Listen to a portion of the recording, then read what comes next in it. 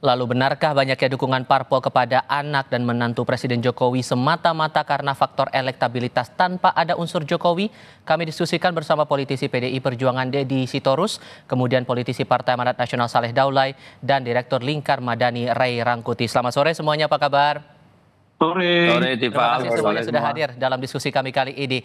Kemarin Bang Deddy, Pak Jarod sampai bilang soal dimensi dari Bobi yang maju di Pilgub Sumatera Utara. Apakah ini semata betul karena Bobinya elektabilitas tinggi atau jangan-jangan faktor Jokowi? Kalau Anda melihatnya kecenderungannya ke arah mana? Ya, kalau menurut berbagai survei dan diakui oleh para pendukungnya, baik itu Kaisang maupun Bobi, kan memang pengaruh Pak Jokowi sangat besar bagi Bobi maupun Kaisang. Pengaruh Jokowi itu kemudian berimplikasi pada elektabilitas dari Bobi dan Kaisang. Jadi itu saling berhubungan gitu. Sangat tidak mungkin Bobi dan Kaisang itu elektabilitasnya tinggi kalau bukan karena faktor Pak Jokowi menurut survei begitu, Mas.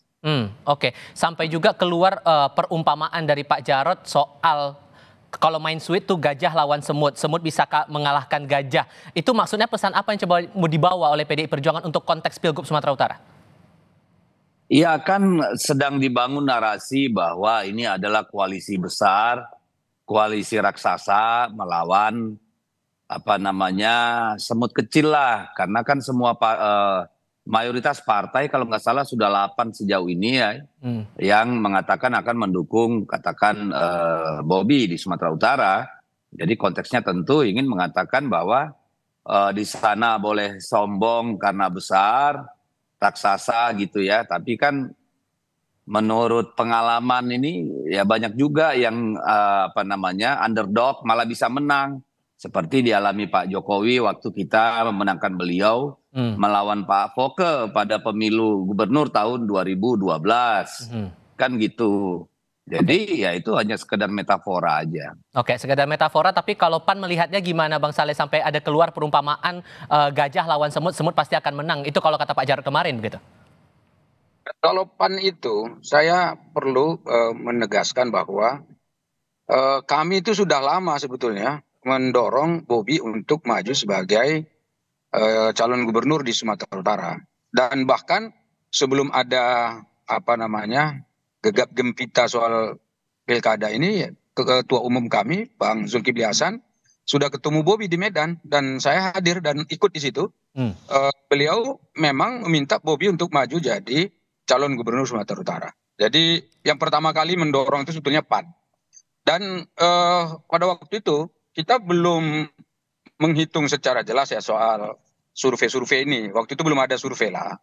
Dan kita melihat bahwa Bobi ini dari kalangan muda, representasi yang saya kira paling banyak sekarang mayoritas pemilih-pemilih muda. Dan kita melihat juga prestasinya di Medan sampai sejauh ini, alhamdulillah lumayan bagus gitu. Dan belum ada saya kira persoalan yang sangat fundamental di dalam kepemimpinannya selama memimpin Kota Medan. Dan betulkah itu semata karena elektabilitas dan kerja saat menjadi wali kota atau ada faktor Jokowi juga yang dipertimbangkan PAN waktu itu? Kalau pada waktu itu kita tidak mempertimbangkan ada faktor Pak Jokowi karena waktu itu kita juga baru masuk di pemerintahan kan. Jadi bukan justru karena Jokowi dan seterusnya, bukan. Karena dari awal pun ketika Bobi maju untuk wali kota, PAN juga ikut mendukung.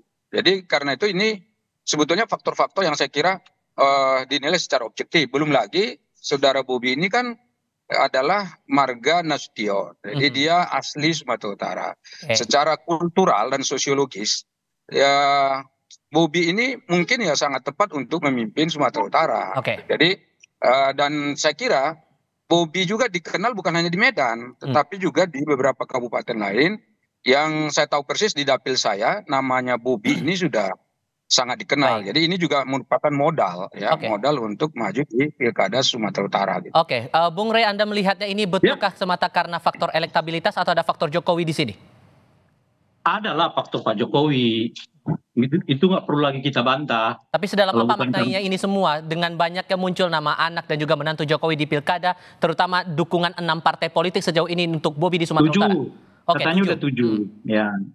Ya iya, adalah dukungan adalah faktor Pak Jokowi, nggak bisa juga kita bantah. Karena elektabilitas Bobi itu kan belum tinggi-tinggi amat, masih di bawah 25%. Dan selisihnya dengan Edi Rahmayadi itu masih di margin error. Sebetulnya kalau ngejarnya elektabilitas, Edi Rahmayadi sama Bobi itu sama elektabilitasnya, kira-kira gitu. Di kisaran 22 gitu, persen gitu. Nah, apa yang mengakibatkan saudara Bobi lebih dipinang oleh yang lain ketimbang Edi Rahmayadi? Ya, salah satu faktor penjelasnya itu ada faktor Pak Jokowi. Maka yang masuk ini kan hampir semua adalah partai-partai koalisinya Pak Jokowi, tentu ditambah dengan Nasdem, PKB juga masuk ke dalam gitu. Tapi hampir semua partai-partai pendukung Pak Jokowi ikut serta mendukung Bobi di Pilkada Sumatera Utara ini gitu. Oke, sampai Nah, kemarin kalau Presiden juga tentang bilang faktor- ketum parpol sudah pintar karena mendukung sosok yang elektabilitasnya tinggi. Sejauh mana Anda membaca itu? Iya, makanya kan saya katakan kalau elektabilitasnya tinggi, Edi Rahmayadi juga sama elektabilitasnya dengan Bobi Nasution. Karena kan selisih di antara mereka kan cuma di margin error. Satunya 22, 23 gitu ya, yang lain 20, 21 gitu. Nah kan cuma di margin error tuh, di 2% itu. Artinya Bobi sama Edi itu sama-sama tuh elektabilitasnya, kisaran di bawah 25%. Jadi kalau misalnya pertimbangannya semata-mata elektabilitas, ya tentu Edi juga lebih dimungkinkan karena Edi itu kan petahana. Dan umumnya petahana itu punya daya jual tersendiri dibandingkan misalnya pendatang baru gitu ya. Segmentasinya juga ya katakanlah bisa dipolakan. Kalau Bobi itu mungkin mengambil Tapanuli Selatan kan ke sana gitu karena punya basis marga kan. Tapi kan Edi Rahmayadi punya basis di kawasan Medannya karena dia juga orang Melayu kan. Nah kalau Melayu ini kan ada saya kira nanti sampai ke Tapanuli Utara gitu. Apalagi kalau Edi Rahmayadi itu misalnya di backup oleh PDI Perjuangan ya dan seterusnya gitu. Jadi kalau dilihat secara umum komposisinya ini masih sama kuat nih antara Edi Rahmayadi dan Bobi Nasution gitu. Jadi kalau Pak Jokowi mengatakan elektabilitas partai-partai ini udah lihat elektabilitasnya gitu, ya saya nggak tahu elektabilitas yang mana karena antara Bobi dengan Edi Rahmayadi itu selisihnya cuma di margin error gitu. Oke, kita coba lihat dimensi yang satu lagi. Nama Kaisang saat kemarin safari ke beberapa partai politik, Bang Saleh, sampai disambut sedemikian rupa, bahkan dari Golkar pun bilang kita bakal menawarkan berpasangan dengan Yusuf Hamka untuk maju di Pilgub Jakarta. Ini semata-mata apakah karena memang faktor elektabilitas yang makin tinggi sekarang atau emang ada faktor Jokowi juga di balik itu, Bang Saleh? Jadi kalau menurut saya kayak khusus Kaisang ini kan sebetulnya masih banyak simulasi di sini ya, uji coba. Jadi kalau digandengkan dengan misalnya pasangan A, maka hasilnya akan seperti ini. Kalau digandengkan dengan partai katakanlah misalnya PKS, maka hasilnya seperti ini dan seterusnya. Jadi simulasi-simulasi ini sebetulnya muncul. Jadi muncullah tanggapan-tanggapan dari katakanlah ya para pengamat misalnya menilai seperti ini gitu. Dan ya tentu saja Kaisang sebagai anak presiden mungkin dikenal orang sebagai anak presiden. Itu nggak mungkin bisa kita hindari. Tetapi Kaisang ini itu kan juga adalah ketua umum partai politik yang katakan mau mengambil kerja-kerja politik melalui jalur prosedur partai politik gitu loh. Jadi karena itu saya kira apa yang dikerjakan oleh Kaisang dengan berkunjung ke berbagai macam partai politik ini adalah bagian dari kerendahan hati untuk bagaimana menjalin komunikasi dan juga kerjasama dengan partai-partai yang ada gitu. Dan kan belum final. Artinya ini kan belum tentu pasangan ini yang akan didorong. Apalagi saya dengar sekarang malah Kaisang tuh namanya muncul di Jawa Tengah. Ya kan? Apakah nanti resminya di Jawa Tengah atau malah justru dipasangkan di Jakarta? PAN kecenderungannya kemana? Usulan Pak Erlangga. Kalau PAN kecenderungannya kemana untuk Kaisang ini? Nah, kalau kami ya untuk sampai sekarang ini sebetulnya kami itu berkeinginan bagaimana agar di Jakarta itu ya kami punya calon sendiri juga kan itu dari awal itu ya kami kan mendorong Ibu Zita Anjani nih untuk jadi wakil gubernur. Nah, tetapi itu kan juga masih simulasi. Nah, sebagai sebuah simulasi ya tentu kita juga tidak bisa memastikan dan tentu ini kita jual juga ke partai-partai pendukung lain dan kita akan cari argumen-argumen rasional dan juga meyakinkan bahwa pasangan yang akan kita dukung itu adalah pasangan yang memang benar-benar diminati oleh rakyat, mampu bekerja, mampu membawa perubahan dan juga katakanlah bisa membawa kesejahteraan untuk rakyat Jakarta gitu. Sampai ada juga rencana nih Bang Deddy bahwa Kaisang membuka peluang untuk bertemu juga dengan Mbak Puan. Mbak Puan kemarin juga memasukkan nama Kaisang untuk dipertimbangkan maju di Pilgub Jawa Tengah. Gimana posisi PDIP berarti nanti untuk nama Kaisang ini? Ya, saya kira kalau untuk Kaisang, menurut saya biarlah dituntaskan dulu dalam keluarga Pak Jokowi maupun partai-partai.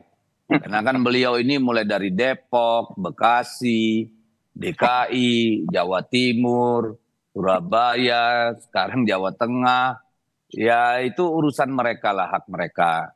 Bahwa Ibu Puan ditanya bagaimana dengan Pak Kaisang gitu ya. Sama seperti dulu jawaban Ibu Puan, normatif. Beliau kan orang yang arif bijaksana. Ditanya ya kita pertimbangkan.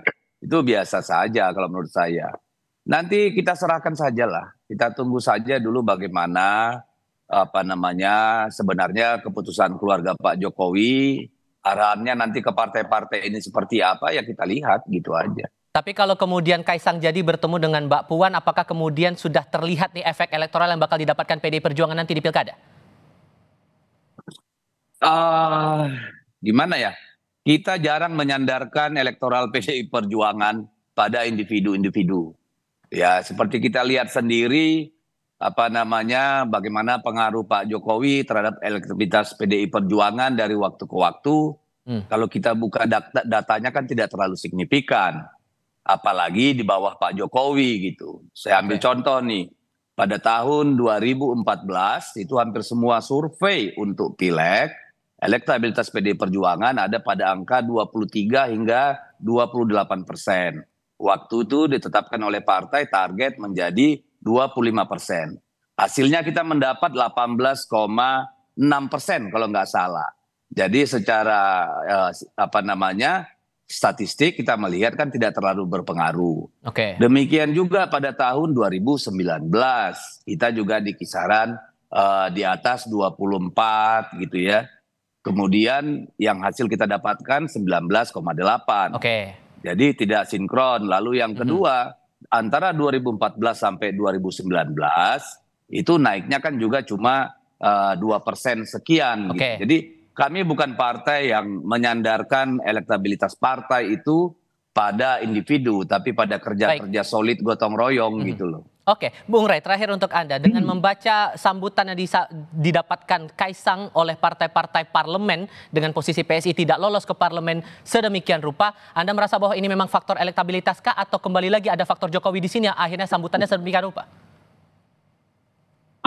Saya kira faktor Pak Jokowi juga bagian dari penerimaan mereka. Karena kalau dilihat sampai sekarang, ini kan partai-partai benar-benar sedang berpikir keras untuk mendukung Kaisang itu kelihatan. Kalau kita baca pernyataan Golkar, saya kira mereka bukan saja udah memberi sinyal, tetapi itu semacam deklarasi bahwa Ridwan Kamil tidak akan maju di Jakarta.